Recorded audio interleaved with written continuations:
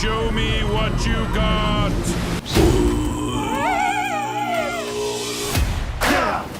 I like what you got. Good job! Yeah!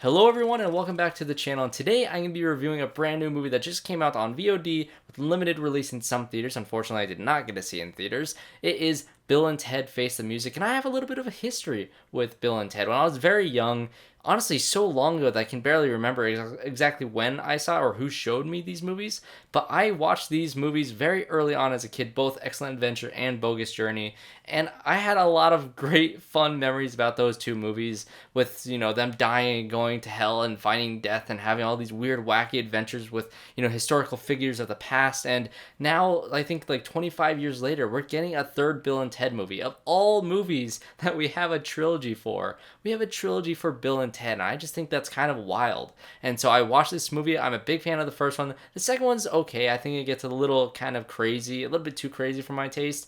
And now we have this third one, which is kind of somewhere split in the middle. It has kind of the wackiness that Bill and Ted's Bogus Journey had, but it kind of has a more grounded aspects that the original Excellent Adventure had.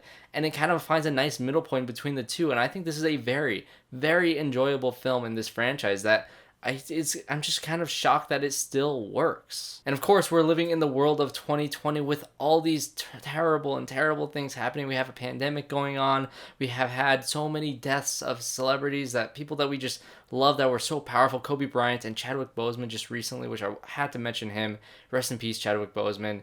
Such a gut punch. But this is now a film that will hopefully cheer you up, and I think that's exactly what this movie was really great for. This is a very entertaining and fun film that I can see anybody putting on and just having a smile on their face and going on this wacky journey with Keanu Reeves and Alex Winter playing these wacky characters that you never would have ever imagined that they'd end up going back to, especially Keanu Reeves with how far he's gotten as an actor and how many franchises he has now. He's doing Matrix 4 again, he's doing John Wick, and now he has Bill and Ted again. And Alex Winter, I'm honestly not too sure what he's been in besides Bill and Ted. I haven't seen any of his other films, and now he's back, and he was excellent in this film, even more so than Keanu Reeves. I thought he slid right back into the role as Bill so perfectly. And Keanu Reeves, he was Keanu Reeves. He's not the greatest actor in the world, but he felt like Ted, and Alex Winter felt like Bill, and they just kind of fit perfectly together. And also making his excellent return is William Sadler as Death, which, he was the bright spot in Bogus Journey, and once again he has a great role in this movie. Not as big of a role, but he was a nice joy to see once again. And what I really want to talk about in this review is the newcomers, which is Samara Weaving, who I love, and a newcomer, Brigette Lundy-Paine, who I've never seen her in any other films, but they play the daughters of Bill and Ted, Little Bill and Little Ted, as you saw at the end of Bogus Journey.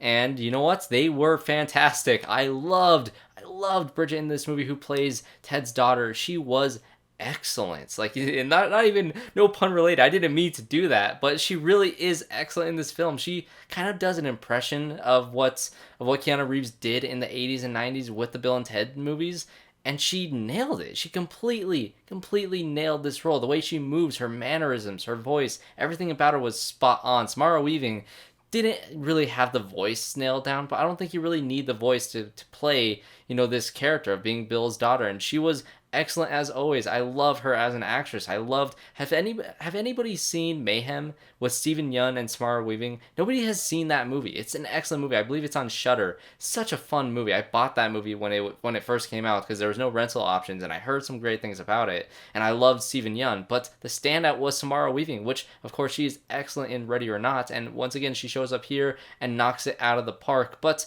really, Brigette stole the show. She was my favorite part of this movie. Just everything she did, everything she said was perfect. This movie has great comedy. I really enjoyed the laughs that I had in this movie. There's one joke in particular with, you always have the time travel elements of Bill and Ted, of them seeing themselves, but there's one joke that Keanu Reeves has with one of his other selves that was just so funny. It had me dying laughing. This movie is very funny. Not all the comedy lands as do with all comedies, but in terms of, decades later sequel comedies that we get, like, Zoolander was a complete disaster, Dumb and Dumber 2 was a complete disaster. This movie does it very well. It does feel like another addition to the Bill and Ted movies, despite being so separated from the others. It just kind of, it fell into place, and it felt like Bill and Ted were back. I was kind of missing George Carlin as Rufus. He isn't in this movie, unfortunately, because George Carlin has since died, which is very unfortunate, but his daughter is in this movie, who is played by Kristen Schaal, and she's in a bunch of stuff. She's a great comedian, and she was pretty good in this movie. She was not Rufus, though, which was kind of unfortunate. And, I think if I were to have any negatives with this movie, I mean, if you're not a fan of the original Bill and Ted movies, especially the second one, if you really don't like that movie, this movie kind of leads more towards that, whereas the daughters are kind of more on their adventure of finding historical figures, which I love the cast of characters that they got from the past in this film, even more so than the first one. I thought, not necessarily the chemistry, I thought there was great chemistry between, those historical figures, because you got to spend more time with them in the first film, in the original film, but, we had no great mall scene in this movie. But, the historical figures, they got some really great people in this movie, which was awesome to see. And like I said, if you didn't like that second movie, you probably will really not like this one as well, because this movie is super over the top. All the performances are over the top.